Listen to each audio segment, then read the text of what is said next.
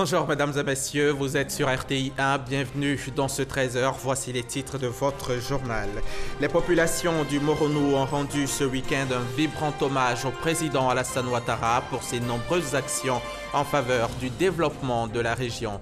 Les populations réaffirment leur soutien et leur reconnaissance au chef de l'État. Le ministre de l'Emploi et de la Protection sociale vient de remettre des chèques aux artisans de Port-Bouët et au réseau des femmes actives de Côte d'Ivoire. Des chèques d'une valeur totale de plus de 13 millions de francs CFA pour contribuer à l'insertion socio-professionnelle des populations. Le Somaliland organise ce lundi 13 novembre une élection présidentielle. Le président sortant, Ahmed Silanio, a décidé de ne pas se représenter. 3 candidats se présentent pour lui succéder dans une présidentielle aux enjeux multiples. Rendons-nous tout de suite dans le Moronou, où les populations avec à leur tête l'inspecteur général de l'État ont rendu ce week-end un vibrant hommage au président Alassane Ouattara pour ses nombreuses actions en faveur du développement de la région. Ce sont notamment la réhabilitation de l'axe Akupé-Bongouanou, fermé depuis une quinzaine d'années, et la réalisation prochaine de projets d'envergure. De quoi rendre fières et heureuses les populations qui ont tenu à réaffirmer leur soutien et leur reconnaissance au chef de l'État, représenté sur place par le vice-président Daniel Kablan-Duncan. Franck Quadio, de retour de Bongouanou. Le Moronou mobilisé pour rendre hommage au président de la République, Alassane Ouattara, représenté à ce rassemblement du peuple morofoué par le vice-président Daniel Kablan-Duncan. Ce sont les forces vives, les femmes, les hommes, les autorités coutumières et politiques de la région et celles des régions sœurs du Sud Comoé, de l'Indéné Diablé et de bien d'autres qui ont salué avec allégresse l'envoyé du chef de l'État, et ce par la voix de leur porte-parole Théophile Awa Ndoli, cheville ouvrière de cette mobilisation. Nous sommes ici plus particulièrement pour remercier le président de la République, son Excellence Alassane Ouattara, pour toutes les actions qu'il n'a cessé de poser pour le Moronou depuis son accession à la magistrature suprême. Je me contenterai d'en rappeler que quelques-uns. Au nom de ces actions posées par le président de la République en faveur du Moronou, je cite, pour m'en féliciter, le décret du 4 juillet 2012 par lequel son Excellence Alassane Ouattara a érigé le Moronou en région. Le Moronou reconnaissant au président de la République, et ce à plusieurs titres, la nomination de plusieurs cadres dans les hautes instances de l'armée et institutions telles l'inspectorat général d'État. En bonne place, la livraison proche de l'axe Akupé à Bongwa, Kotobi, Bongouanou, long de 58 km et qui aura mobilisé plus de 27 milliards de francs CFA. Aujourd'hui, grâce au président de la République, son Excellence M. Alassane Ouattara, ces choses faites ou presque faites, parce que les travaux lancés en juillet 2016 s'achèveront, je pense, en juillet 2018. Cette voie ouvre de nouvelles perspectives pour le renouveau du Moronou, qui ne sera plus qu'à seulement 2h30 maximum d'Abidjan. L'existant, mais aussi des projections pour un nouveau départ de la région. La première convention d'exploitation d'un gisement de bauxite à Bongouanou. La signature du contrat entre le gouvernement ivoirien et la société Lagune Exploitation Bongouanou, en abrégé LEB, intervenue le 3 novembre 2017, permettra l'exploitation du gisement de bauxite de Bénéné en 3 phases sur une période de 7 ans. Ce projet, qui nécessitera un investissement global de 220 milliards de francs CFA, concerne des réserves immédiatement exploitables dans une première phase évaluée à 18 millions de tonnes de minerais de bauxite brut, avec une durée de vie de 20 ans au moins. La première phase des travaux débutera le mois prochain et permettra la création de 243 emplois directs et plus de 1000 emplois indirects. Population, élus, cadres et leaders communautaires ont à célébrer ces actions du chef de l'État. Il y a eu l'électrification dans certains villages, la réhabilitation de beaucoup de pompes villageoises. Il faut être reconnaissant, il faut dire merci. Voici le sens de la cérémonie d'aujourd'hui. Des réjouissances qui se sont poursuivies jusque tard dans la nuit par un spectacle musical de plusieurs artistes du Sérail. Reportage signé Franck Kouadio. Amadou Gon Coulibaly, lui, a procédé à Katiola au lancement des travaux de réhabilitation de l'axe Bouaké-Ferkessédougou. À cette occasion, le Premier ministre a réaffirmé l'engagement du chef de l'État de doter toute la Côte d'Ivoire d'infrastructures routières neuves et de qualité. Kader Sogodogo, RTI Bouaké.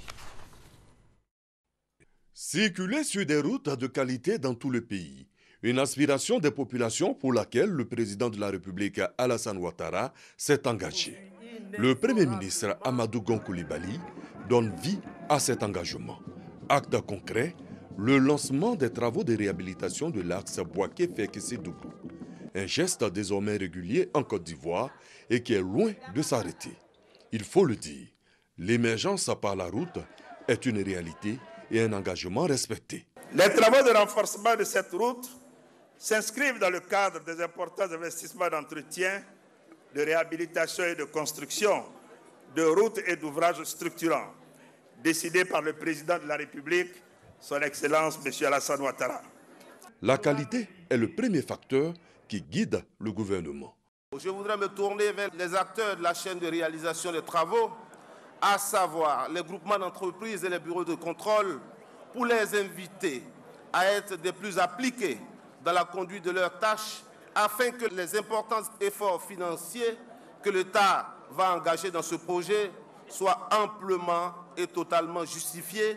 Dès lors, la satisfaction de toutes les populations est visible. Un aperçu des travaux qui ont été réalisés sur l'axe Ferkessédougou-Ouangolodougou. Du bitume neuf. Vu de haut, à la disparition du soleil, on est convaincu du travail qui est en train d'être fait dans le pays. D'où l'intérêt de préserver un climat de paix. L'amélioration des conditions de vie des populations est une préoccupation de tous les instants. C'est le sens de tous les projets annoncés et qui ne peuvent se réaliser que dans la paix. C'est pourquoi, chers parents, je vous invite, chacun en ce qui le concerne, à œuvrer autour de lui au renforcement d'un climat de paix, propice à la construction de notre cher et beau pays. Cela est un message important du chef de l'État. De nombreuses fêtes de la lumière ont été organisées en Côte d'Ivoire. Désormais, les Ivoiriens innovent. La fête de la route. Katiola en a été une démonstration parfaite. Vous pouvez donc vous en rendre compte, les infrastructures routières sont réalisées ou réhabilitées sur tout le territoire ivoirien.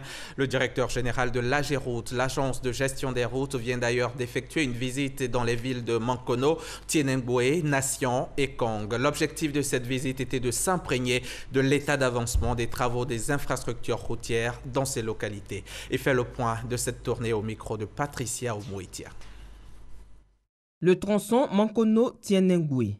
Ici, le directeur général de l'AGEROUTE et ses collaborateurs ont constaté le niveau d'avancement des travaux de réhabilitation estimé à 35%. Il a instruit les responsables en charge de l'exécution à accélérer les travaux. Vous avez la responsabilité de gérer le délai, la qualité des travaux et respecter le budget qui a été acté. Il faut que l'étude d'exécution soit fournie, un décret actualisé soit donné, de façon à ce qu'on dise dès le départ s'il y a des dépassements et on voit comment on les traite. Pierre Dimba a ensuite échangé avec les autorités administratives de cette localité. Il a souhaité leur implication pour le succès du projet. La route Ferkessédougou-Nation, long de 88 km, a été également visitée par le directeur de l'AGEROUTE. Sur 88 km, seulement 19 km ont été réalisés. Ce projet est cher au chef de l'État et qui nous a instruit donc de surveiller avec beaucoup de toute la rigueur et l'attention. Démontre bien que vous êtes attaché à ce projet. Nous prendrons des dispositions pour que le délai soit respecté, pour que vous puissiez profiter des investissements que nous faisons maintenant. La bretelle reliant Nation Kong, le responsable des routes, a pu s'imprégner de l'état d'avancement des travaux. Sur 31 km, 7 ont été débroussaillés. L'autre défi reste le bitumage. Arrêtons-nous un moment au poste de péage du pont HKB ici à Abidjan. La mesure instaurant la monnaie exacte a été levée à la suite d'une grogne des automobilistes. Face à ces protestations, une réunion d'urgence a eu lieu hier après-midi entre les ministères de l'économie et des finances, des infrastructures économiques ainsi que la BCEAO, la Banque centrale des États de l'Afrique de l'Ouest. On écoute la déclaration de la société concessionnaire du pont Riviera Marcory. Depuis le jeudi 9 novembre, la société concessionnaire du pont Riviera Marcory a été dans l'obligation de demander à ses usagers de présenter la monnaie exacte pour s'acquitter du péage. Nous voulons encore regretter cette situation qui n'est pas de notre fait. À l'issue de celle-ci, une réunion s'est tenue sous l'égide du ministre de l'économie et des finances et du ministre des infrastructures économiques en présence de la société Socoprime et de la Banque centrale. Il a été identifié que le problème venait plutôt d'un certain nombre de procédures et des solutions ont été trouvées. Nous pouvons donc ici informer l'ensemble de la population et particulièrement les usagers du pont Henri Konan Bédié que, comme il avait été promis, la situation reviendrait à la normale. C'est-à-dire qu'on pourrait se présenter avec les coupures habituelles. Le problème de monnaie est désormais réglé. Nous voulons encore remercier les usagers pour leur compréhension et leur fidélité au pont Henri Konan Bédié. Venons-en à présent au forum sur le stockage et la distribution des produits pétroliers sur le continent africain. Un forum organisé depuis jeudi dernier ici à Abidjan par l'ARA, l'Association des raffineries africaines. Un forum dont l'objectif est de fixer une feuille de route pour une chaîne d'approvisionnement sûre et efficace des produits pétroliers en Afrique. On en sait plus avec Jean-Jacques Kwameala. Ce forum sur le stockage et la distribution des produits pétroliers veut établir des normes de sûreté pour les stations-service, améliorer la sûreté et la sécurité en matière de stockage des produits pétroliers et surtout promouvoir une plus grande utilisation du transport ferroviaire et des pipelines en Afrique. Sur cette question, le continent africain est à la traîne. On ne peut pas avoir des routes où il n'y a que des camions citernes. Il y a d'autres marchandises à transporter.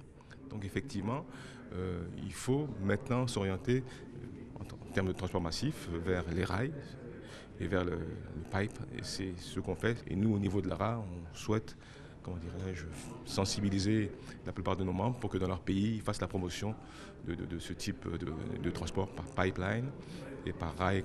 Ouvrant les travaux du forum, le ministre Thierry Tano a invité les raffineurs et distributeurs à une action concertée. L'importance est de fournir des produits pétroliers en quantité et en qualité à un prix bon marché. C'est déjà pas facile de faire quelque chose à l'intérieur d'un pays, mais là, quand on parle d'une région, ça devient plus complexe. Or, dans ce secteur précisément, les solutions ne peuvent être que régionales ou sous-régionales. Donc il faut savoir que les États n'ont pas d'autre choix que de subvenir aux besoins quotidiens de leur économie et des peuples en matière de fourniture justement de produits pétroliers, et pour ce faire, ils doivent en assurer l'approvisionnement au quotidien. La question du carburant propre était également au centre de cette plateforme. L'ARA, l'Association des distributeurs et raffineurs africains, a réaffirmé son engagement envers sa politique pour des carburants propres en Afrique d'ici 2020. La grande chancellerie de l'Ordre national de Côte d'Ivoire poursuit la décoration des Ivoiriens vivant à l'étranger et des amis de la Côte d'Ivoire. Après Dakar au Sénégal et Rabat au Maroc, Henriette Dagri-Diabaté était récemment à Paris en France où elle a procédé à la décoration de plusieurs Ivoiriens et de quelques amis de la Côte d'Ivoire. La cérémonie a eu lieu au sein de l'ambassade de Côte d'Ivoire en France en présence du gouverneur Robert Begré-Mombé. David Mobio, notre envoyé spécial à Paris. Ils étaient plusieurs dizaines à recevoir les insignes de la reconnaissance de la nation ivoirienne au nom du président de la République. Au cours de cette cérémonie de distinction de la diaspora et des amis de la Côte d'Ivoire en France, des personnalités ont été faites commandeurs, officiers ou chevaliers dans l'ordre national et d'autres officiers ou chevaliers dans l'ordre du mérite ivoirien. Tout a commencé par une série d'allocutions, au cours de laquelle l'ambassadeur de la Côte d'Ivoire, Charles Gomis, a remercié la grande chancelière pour l'honneur qu'elle fait à toute la diaspora ivoirienne. Le directeur général des Ivoiriens de l'extérieur, Konaté Isiaka, a quant à lui situé les enjeux de la cérémonie pour les Ivoiriens vivant à l'étranger et pour les amis de la Côte d'Ivoire. Une occasion mise à profit par la grande chancelière Henriette Dagri Diabaté pour revenir sur la coopération ivoiro-française. La Côte d'Ivoire et la France sont liées par des relations séculaires, dont les plus remarquables sont celles initiées par le premier président de la Côte d'Ivoire, le président Félix Houphouët-Boigny, plusieurs fois ministre dans différents gouvernements français. Ses successeurs, notamment le président Alassane Ouattara, ont maintenu et renforcé ces liens au plan économique, culturel, social et sécuritaire. Présent à cette cérémonie pour dire sa reconnaissance aux amis de la France ayant apporté une contribution à la réussite des récents Jeux de la francophonie, le ministre-gouverneur du district d'Abidjan, Robert Begré-Mambé, a apprécié l'initiative de la grande chancelière. C'est un signe pour nos frères et sœurs qui sont dans la diaspora que nous saluons et les amis français qui, au quotidien, apportent leur contribution au rayonnement de la Côte d'Ivoire sont aussi pour nous une richesse. Je le regarde plutôt comme un chemin et une voie à ouvrir pour que nous allions toujours plus de l'avant au service de la Côte d'Ivoire, au service de nos liens d'amitié avec la France, au service de la prospérité de nos deux peuples et au service d'un continent africain où la Côte d'Ivoire est aujourd'hui en situation et en position, grâce à la modernité que le président Alassane Ouattara est en train de donner à la Côte d'Ivoire, de devenir le fer de lance d'une Afrique du XXIe siècle. Les différents porte-parole des récipiendaires ont exprimé leur reconnaissance au président de la République de Côte d'Ivoire, Alassane Ouattara, pour leur décoration et pour le repositionnement de son pays sur la scène internationale. De retour ici en Côte d'Ivoire, au ministère de l'Intérieur et de la Sécurité, l'on a récompensé les meilleurs ce week-end. Les deuxième et troisième prix du prix national d'excellence au titre de ce ministère ont été célébrés. Une occasion pour le ministre Sidiki Diakité d'inviter l'ensemble de ses collaborateurs à plus d'ardeur au travail pour le développement de la Côte d'Ivoire. Le témoignage de Mamadou Kwasi. L'excellence célébrée au ministère de l'Intérieur et de la Sécurité. Les deuxième et troisième du prix national d'excellence 2017 du meilleur élu local, du meilleur policier et de la meilleure autorité préfectorale reçoivent des mains du ministre Sidiki Diakité, lui-même meilleur préfet 2017, leurs différents prix. Ces agents de développement sélectionnés par le Comité national d'excellence ont promis la poursuite de leurs efforts pour contribuer au développement de la Côte d'Ivoire. Au nom des récipiendaires, Makoura Koulibaly Dao a exprimé sa gratitude au chef de l'État avant de faire la promesse de mieux faire pour le bien-être du peuple ivoirien. On encourage la région du Haut-Sassandra à continuer sur la lancée, quelle que soit l'importance des moyens, à donner le meilleur de nous-mêmes pour que nous soyons au service de nos parents, comme nous l'a demandé l'administration centrale. Si on pense que nous avons travaillé sur le terrain pour mériter ça, je pense que nous ne devons pas baisser les bras. Nous devons continuer à faire en sorte que la prochaine fois, qu'on soit parmi les meilleurs également, parmi les excellents de Côte d'Ivoire. Faire davantage pour Fumbolo. En tout cas, c'est un sentiment de joie, de bonheur. Et je pense qu'au-delà de ma petite personne, c'est toute la population de Fumbolo qui est honorée aujourd'hui. Le ministre de l'Intérieur et de la Sécurité a félicité les récipiendaires pour leur distinction. Sidiki Diakité a invité ses collaborateurs à mettre davantage l'accent sur la culture de l'excellence pour bâtir une nation prospère. Je voudrais vous exhorter à continuer à exécuter vos missions et responsabilités avec justice, probité et évidemment avec excellence. Car c'est en agissant que vous constituerez des instruments solides pour le développement de notre pays.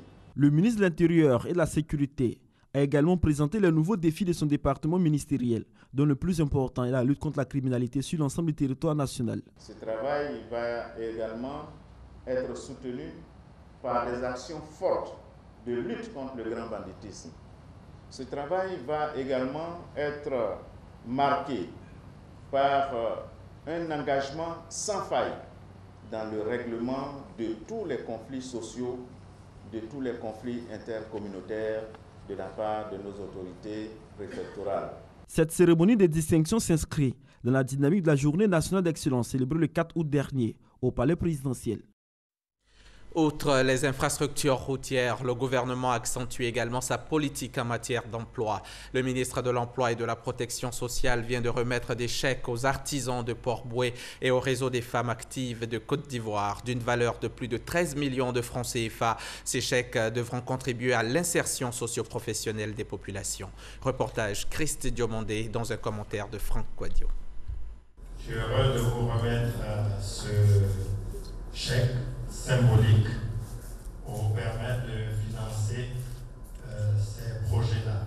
Une remise de chèques, une nouvelle page qui s'ouvre pour deux associations, celle des artisans de la commune de Port-Bouët et le réseau des femmes pour le développement de la Côte d'Ivoire. 13 338 000 francs CFA à leur bénéfice à ce jour. Grâce à ce geste du ministère de l'Emploi et de la Protection sociale, l'espoir pointe à l'horizon. Ce don va nous permettre de mettre en place nos projets. Et lorsqu'on se retrouve à la tête d'une organisation et que vous avez en charge des maires qui vous sollicitent jour et nuit, et du coup, on vous apporte cette bourrée de sauvetage, qu'est-ce que vous pouvez dire? C'est une grande joie. Un devoir donc d'accomplir pour Jean-Claude Kouassi. Il s'agit de contribuer à l'insertion socio-professionnelle des populations par l'auto-emploi et le développement des activités génératrices de revenus. Sachez qu'en phase d'exploitation de votre projet, vous pourrez bénéficier d'offres de services d'encadrement et d'appui de structures techniques et financières compétentes afin d'atteindre les objectifs que vous vous êtes fixés. Ce soutien a été possible grâce à la signature d'une convention de partenariat entre le ministère et une structure bancaire. La balle est désormais dans votre camp, mais je suis persuadé que vous avez saisi cette balle au rebond puisque ensemble, vous avez dit que vos engagements de remboursement seront tenus. Le processus de remboursement permettra de donner une chance à d'autres couches vulnérables afin d'élargir le champ d'insertion socio-professionnelle des populations. C'est la vision que veut atteindre le ministère de l'Emploi et de la Protection sociale. Le BIT vient d'initier ici à Abidjan un séminaire de formation à l'intention des entreprises multinationales. Pour le Bureau international du travail, ce séminaire vise à encourager ces entreprises au travail décent et à contribuer au développement socio-économique du pays. Les précisions de Marcel Alla et Franck Quadio. Éliminer le travail obligatoire, assurer la sécurité et la santé des travailleurs, instaurer le dialogue social, quelques principes prônés par le Bureau international du travail à BIT à travers cette première session de formation, une session destinée au renforcement de capacités des personnes ressources issues du Conseil national du dialogue, des groupements professionnels et des entreprises. Ça porte sur le respect des principes et droits fondamentaux au travail. Par exemple, des enfants dans le lieu de travail et tout ce qui a trait aux grands principes portant sur les questions liées à l'emploi, mais que ce soit des emplois productifs, des emplois de qualité, tout ce qui a aussi trait aux questions portant sur le respect de la protection sociale. Nous avons des nouvelles notions telles que le travail décent, qui fait partie aujourd'hui des objectifs de développement de la Côte d'Ivoire. Nous avons des thématiques comme l'emploi, qui fait partie également des priorités nationales. Occasion pour le président du CNDS d'inviter les entreprises à davantage de responsabilités sociales. Les entreprises multinationales, vous les connaissez, elles viennent s'installer, elles exploitent le pays, mais en retour, qu'est-ce qu'on gagne concrètement? Thème choisi, principe tripartite sur les multinationales et la politique sociale. Cette rencontre a enregistré la présence de représentants d'organisations d'employeurs, de travailleurs et des représentants d'entreprises. La formation des artisans aussi est une priorité. Et pour en parler, rendons-nous dans la commune du Plateau à la Chambre de commerce et d'industrie de Côte d'Ivoire. Les responsables de la Chambre des métiers et de l'artisanat de la région Pays de la Loire en France et d'autres opérateurs économiques y étaient réunis récemment pour tenter de nouer des partenariats. Cela dans le but de développer la coopération dans le domaine de la formation des artisans ivoiriens. C'est ce que nous dit Francis Boisfond. Forte de plus de 50 000 entreprises artisanales, la Chambre des métiers et de l'artisanat de la région Pays de la Loire en France dispose d'une université régionale composée de 5 centres de formation par apprentissage. Les responsables de cette chambre ainsi que les autorités de la région Pays de la Loire sont venus dire au vice-président de la Chambre de commerce et d'industrie de Côte d'Ivoire leur disponibilité à continuer de former les artisans ivoiriens. 3 modules de formation que nous allons accompagner. L'un sur le bois, les métiers du bois, l'autre sur les métiers de la mécanique et le troisième sur les métiers de la couture. Notre pays se lance dans une politique de diversification et de transformation de tout ce qui est richesse nationale. Pour transformer, il faut avoir des artisans, il faut avoir des industriels. Donc sur le volet artisanat, nous avons la chance de bénéficier de l'expertise des gens de la région de la Loire. C'est une approche que nous approuvons. Bonne approche parce que les artisans français de la région Pays de la Loire forment depuis des mois des mécaniciens ivoiriens dans la région de l'Indénié du Hablin. Outre la formation, les responsables de la région Pays de la Loire veulent faire de la Côte d'Ivoire le point de distribution des produits artisanaux français dans la sous-région conformément à la nouvelle feuille de route qu'ils ont adoptée pour accompagner les entreprises à l'étranger. Parlons un petit peu décoration d'intérieur, ce nouvel art de vivre, un secteur d'activité qui prend de plus en plus d'ampleur ici en Côte d'Ivoire. Décorer votre cuisine, votre séjour, votre salle à manger ou rendre plus agréable votre chambre à coucher, vous n'avez qu'à faire appel à ces artistes d'un nouveau genre, les décorateurs d'intérieur. Qu'est-ce que la décoration d'intérieur? Qui en sont les acteurs? Comment et où se former? Élément de réponse à suivre maintenant. Le document est signé Christiane Kogbe et Franck Quadio. Une couche de peinture en plus, rangée et disposée régulièrement, meubles et accessoires, c'est le passe-temps d'Hélène. La jeune dame a fait de la décoration d'intérieur sa passion. Depuis petite, j'avais l'amour d'abord du bâtiment et après plusieurs emplois, j'ai senti que je ne me sentais pas. J'ai décidé maintenant de faire la décoration d'intérieur qui me plaît. Un cadre de vie sans cesse réinventé, une source de tranquillité, tout ce que recherche Romaric, féru de décoration. En fonction de ce que vous avez à faire de votre cadre, nous réfléchissons, nous agençons, nous harmonisons les couleurs en fonction de la lumière et nous nous donnons le cadre le plus paisible pour ce que vous avez à faire. Une passion telle que cet ancien fonctionnaire a choisi de faire de la décoration d'intérieur son métier, celui d'embellir les lieux d'habitation. Tout abandonné pour décorer des maisons, Fatoumata a aussi franchi le pas. Comme Romaric, elle a opté pour la professionnalisation. Il a fallu pour cela suivre une formation. Je suis passionnée des décors depuis toute petite et après ma formation en électrobiomédicale, je me suis rendu compte que la passion avait vraiment pris le dessus et j'ai cherché à pouvoir explorer cette passion-là. J'ai commencé à faire de ça mon activité première. La formation au métier de l'aménagement d'intérieur, toute une philosophie. Cette école, la seule en Afrique de l'Ouest, en a fait une spécialité depuis 2003. La formation se déroule en 5 mois. Nous avons 3 mois et demi de formation en présentiel au centre de formation et ensuite 1 mois et demi où les auditeurs font du travail autonome pour préparer leur projet de soutenance de fin d'études afin de le présenter à un jury de professionnels pour l'évaluation, pour enfin obtenir le certificat de qualification professionnelle du métier de décorateur d'intérieur.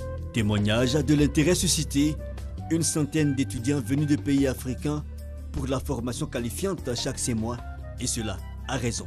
Aimer décorer, c'est bien, mais cela nécessite un certain savoir-faire et des critères. Être passionné, ensuite avoir un minimum de créativité quand même, parce que ce sont des métiers, je veux dire, qui vont dans le sens de l'art. Donc il faut un minimum de créativité pour pouvoir suivre les cours. Et ensuite, bon, on essaie de demander aux personnes d'avoir le bac. Décorer son intérieur ou faire appel à des professionnels comme Romaric et Fatoumata, cela est accessible aussi à toutes les bourses et le bien-être, ça n'a d'ailleurs pas de prix. Reportage signé Christiane Kogbe et Franck Quadio. Un mot de foot à présent. Après avoir déjà éliminé les éléphants lors de la CAN 2017, Hervé Renard joue à nouveau un bien vilain tour à son ancienne sélection. C'était la douche froide à Abidjan ce samedi. Contrainte de s'imposer pour se qualifier au Mondial 2018, la Côte d'Ivoire a complètement déchanté lors de la finale du groupe C des éliminatoires en sombrant 0-2 face au Maroc qui valide ainsi son billet pour la Russie. Russie. Retour sur cette journée sombre pour le foot ivoirien. Les éléphants de Côte d'Ivoire ne seront pas au prochain mondial de football qui aura lieu en Russie en 2018. Battus par les Lions de l'Atlas, 2-0 au stade Félix Houphouët-Boigny. Triste constat. C'est quel ballon ça là? Ou bien si le match est vendu, donc on nous dit le match est vendu, on ne va pas mettre notre cœur dessus, c'est fini. L'espoir, longtemps entretenu par les Ivoiriens de participer à un 4e mondial, s'est vite envolé. La bande à Marc Wilmot, fébrile en défense et inefficace en attaque, a coincé devant des Marocains solidaires et volontaires. Elle n'a pas pu transformer son rêve en réalité. La génération 2006 des Gervinho, Kalou, range sans doute définitivement les crampons sur une fausse note. Féliciter Hervé Renard, depuis qu'il a pris cette équipe qui fait de belles choses. Deuxième tour à la CAN, une qualification pour la Coupe du Monde. Donc il y a juste Hervé Renard à féliciter qui a réuni une bonne équipe, prendre cette équipe, le mettre en confiance, mettre beaucoup de gens en confiance. On connaît la qualité d'Hervé Renard. Dommage qu'il ne soit pas avec nous. Une autre équipe est à construire, une vraie équipe. Le football actuellement, c'est l'investissement. Tu investis, tu prends un entraîneur de renom, un entraîneur de qualité, tu vas avoir des résultats positifs. On n'a qu'à arrêter la Côte d'Ivoire est un pays de foot. On doit commencer à gagner quelque chose de sérieux. Le football coûte combien? S'ils veulent, on va cotiser et puis on va prendre un entraîneur qui vaut pour le pays. Il faut penser dès maintenant à préparer dans la sérénité et sur le long terme une équipe, un groupe volontaire pour aller à l'assaut de la CAN 2021 d'Abidjan et pourquoi pas la gagner. C'est possible, pourvu que la Fédération ivoirienne de football se mette à la tâche dès aujourd'hui. D'ici là, c'est bye bye la Russie pour la Côte d'Ivoire. Le Somaliland organise ce lundi 13 novembre une élection présidentielle. Ce territoire de 4 millions d'habitants, ancienne colonie britannique, s'est déclaré indépendant de la Somalie en 1991 après 10 ans de guerre civile. Mais depuis, il n'est pas reconnu par la communauté internationale. Pour autant, il vit en autonomie et en paix. Le président sortant, Ahmed Silanio, a décidé de ne pas se représenter. 3 candidats se présentent pour lui succéder dans une présidentielle aux enjeux multiples. Voilà qui referme ce journal. Merci de votre attention. Je serai encore ici demain à 13h.